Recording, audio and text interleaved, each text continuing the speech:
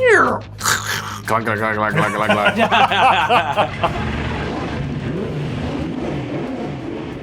Give us your bold prediction for 2026.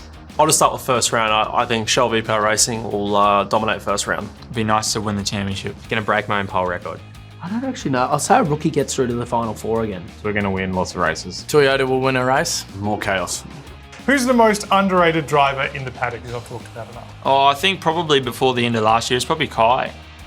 I'd seen him do a lot of work, and he puts a lot of work into his racing and his craft, and I knew he was going to be there at the end, but I think, his performance was a little bit shadowed by what happened in the championship and obviously the last round. I think he did a really good job in terms of just showing what consistency and good race pace can do for your results and even without getting a win as well. Well, I'd say Ryan Wood, but then he actually did pretty well at the end of the year and everyone was talking about him. So he's the one that kind of took that one, but I'm going to say Randall as well. So Cam Hill? It's a hard one. I'm going to say Anton. There's been a lot of talk about GM stars and that. I think Anton's very good. Would have to be David Reynolds. Chaz Mostert. Todd Hazelwood. I guess he's not the paddock anymore, but he still is coming Enduro time. So, Toddy does an awesome job, and every time he jumps aboard, I guess the number 17 now, he's always fast and always the cream in the crop of the co-drivers. What's the hardest part of a Supercars season that fans might not appreciate? The emotional roller coaster behind the screens, behind the results, behind the effort. Doing all the media. Yeah, media is my favourite part. Just how much you do away from the track and even at the track, and probably just the mental side of it all. Travel, I reckon? I would say it's probably the back end of the year, with back-to-back really big races. It's just hard to prepare properly for all of them at the same level. It's a long season, so I think by the end of the year, you're doing the same stuff over every weekend. So you do just burn out a little towards the end of the year. The pressure and, especially towards the end of the year when everything ramps up and the title's on the line, I think it's so hard to explain that to some people and some people that don't understand sport in general. It's great we have fans like that. That's what we need more of. But yeah, for us, it's very hard. It's just a feeling you have and trying to overcome that. Only the best do it at the end of the day, and that shows.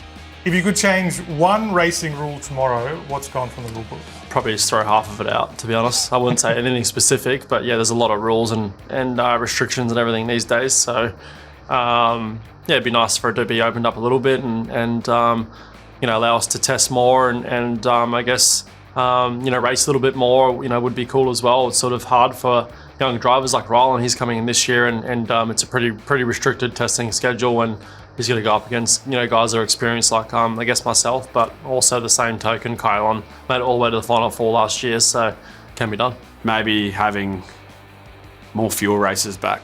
Just trying to create more strategy in racing and how you attack it. And these days it just seems to be a bit of a sprint. But back when those early 2012, 13 years, you kind of had people trying to save fuel, extend stints, all that kind of stuff. So just the racing's really cutthroat at the moment, which is great.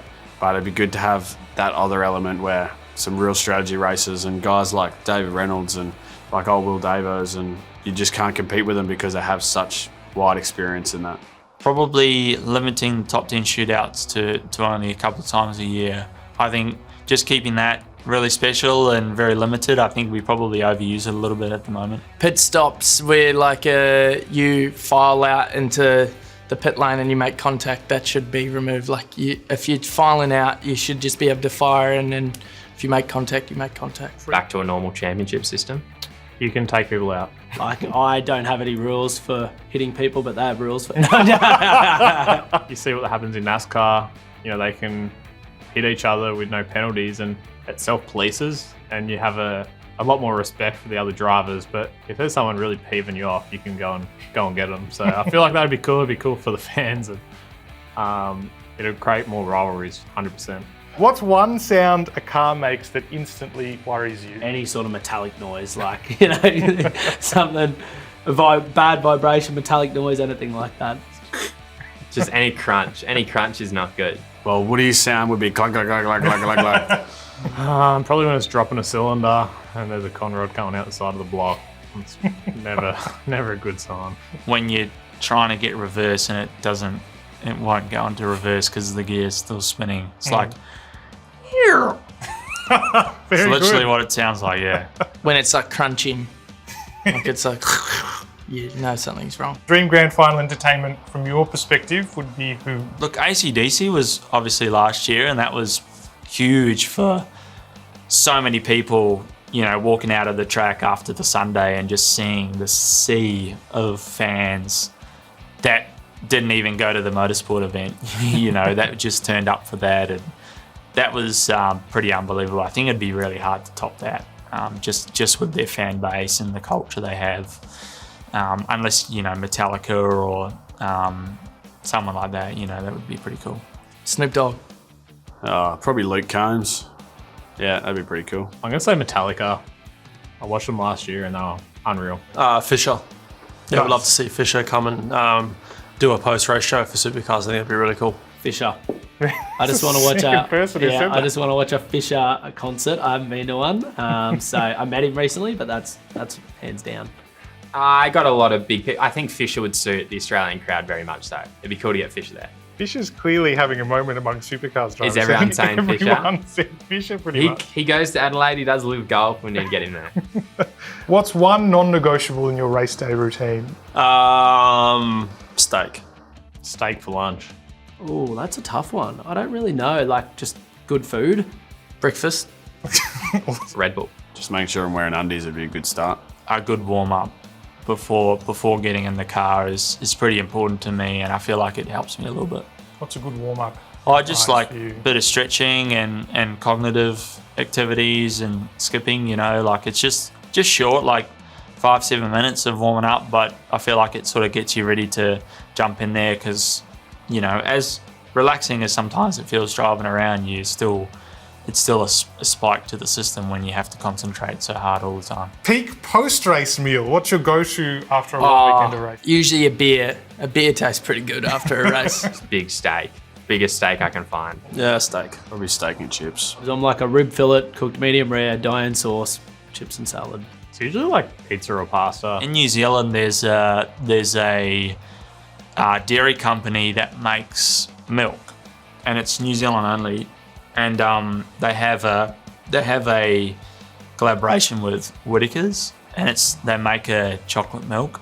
It's called Lewis Road Creamery, and I've grown up with it like since I was probably 14 or 15, and that's probably some of the best chocolate milk I've ever had. Probably some of the most unhealthiest as well. But having that, and probably second to that is probably like a Coke or something like that. Yeah. Your driving pet hate on the road or in the supercars? On the road is just like hooning. I'm like, I don't know, I'm fully against it. I don't, especially when I'm in the passenger seat and people try and impress you and drive fast, really frustrates me. People blocking. People going slow in the fast lane, that's very annoying. Sitting in the right-hand lane doing 5 under. People slow on the right lane in the fast lane on the highway. It's pretty annoying. Just people dawdling and not really like getting on with it. I don't drive fast myself, but I do the speed limit, and it's frustrating when people aren't doing the speed limit. So yeah. People going slow in the fast lane.